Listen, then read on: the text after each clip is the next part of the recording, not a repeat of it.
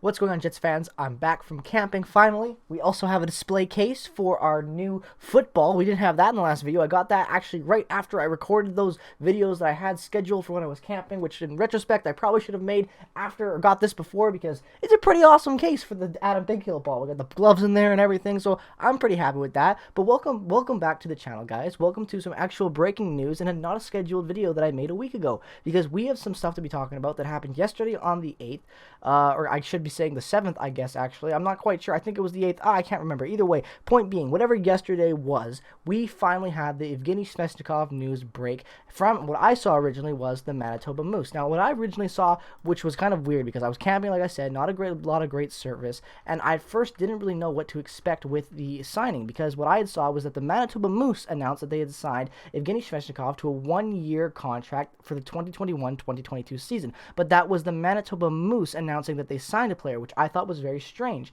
And then we have to go over to see what Ken Wee was saying that there was mutual interest between the NHL Jets and Svechnikov that led to a pro tryout offer. So exactly what we saw with, oh my God, I'm drawing a blank, but with Mr. Trevor Lewis, I don't know why I forgot that, but either way, Trevor Lewis signed a PTO last year. We saw him come into the Jets, and we're seeing that exact time situation thing happen right now with Svechnikov. Now, the reason why the contract was signed by the Manitoba Moose and not by the Winnipeg Jets is because right now the value of that contract is $215,000. That is what Svechnikov has been signed for right now. The thing is that when he actually signs his PTO and he actually plays for the Jets in the training camp, and if the Jets like what they see and sign him, he will be signed to an NHL league minimum deal, which is, if I'm not mistaken, $750,000. Now, you might be thinking, Jake, where are we going to get that money from? We're up against the cap. The reason why the Moose signed him in the first place is because now we can have the time to go out and clear the cap that will be needed to sign Svechnikov to an NHL level contract compared to him just being on a one-year AHL contract where he can't come up and play with the big club. But as it stands right now, at least in this moment of time, Evgeny Svechnikov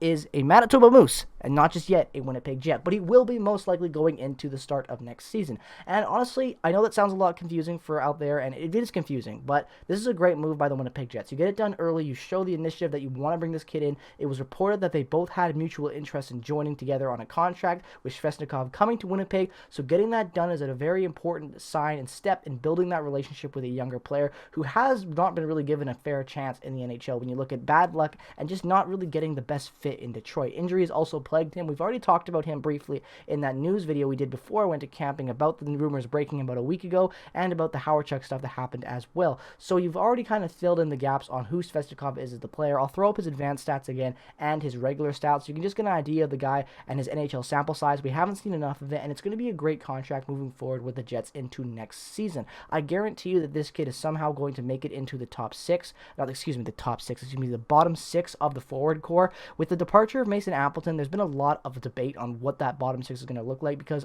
and not to mention the fact that Matthew Perreault is gone as well, who's been a staple in that Jets lineup for the last 6-7 years. So now that you have all these opening ups in that roster, who's going to push in? Do you have Vesalainen coming into that third line? Are you going to have Harkins jumping up there? Gustafsson is going to send to the fourth line. Blah, blah, blah. The list goes on with all the potential prospects that could potentially jump up, not to mention the Riley Nash signing, as well as re-signing Dominic Toninato to that 2-year, 2-way contract after he showed pretty good promise in the playoffs when he was called up at the end of last season. So now you have all of these variables coming into place with just what the Jets already had before you get Svechnikov. Now you add Svechnikov. I think this is a great move by the Jets. If it fails, it fails. You lose absolutely nothing, and if it somehow works out and he can have a really good season for us and be a solid guy and improve his game and somehow put up 10-plus goals for us in a bottom six type of role in the third or fourth line, I think that is an absolute win for this organization, and I think that almost any of you Jets fans out there would agree with that.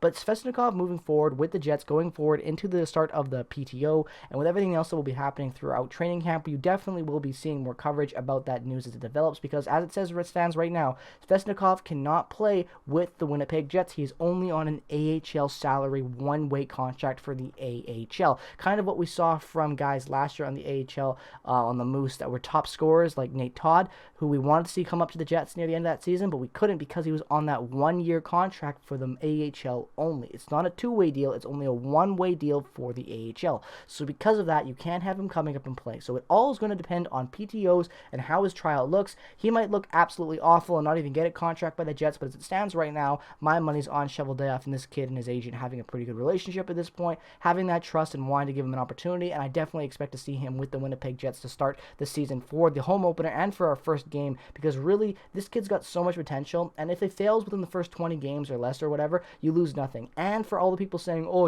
play our own prospects, blah, blah, blah, I agree with you, but this is much better. Having a guy like Svechnikov come in, potentially to play in that third or fourth line, having him compared to a guy like Nate Thompson, Trevor Lewis, who actually, I'm going to take that back, I like Trevor Lewis, but Nate Thompson, Mark Letestu, Nick Shore, Matt Hendricks, the list goes on of all the Pomo plugs that have been inserted into that bottom six throughout the last few years. So to have a guy like Svechnikov come into that mix is definitely a sight for sore eyes, and I'm very excited to see what he's going to be given and bring to an NHL level with the Jets and see what he can provide with actually a full healthy season, hopefully, with an NHL roster. But let me know your thoughts on this Svechnikov deal down in the comment section below. Are you happy with it? Are you excited to see what will come with this contract? Are you excited to see him play with the Jets? Let me know all your thoughts down in the comment section below. Detroit fans, if you're watching this video, what were your favorite memories and thoughts about Svechnikov, and why did you think it didn't work out as well as it did? Let me know all your thoughts down in the comment section below. As always, make sure to subscribe regardless of the team that you root for. Also, follow me on Twitter and check out all my other affiliated links down in the description below. That really does help out, and all the support you can give the channel is always greatly appreciated. It doesn't matter if it's a like,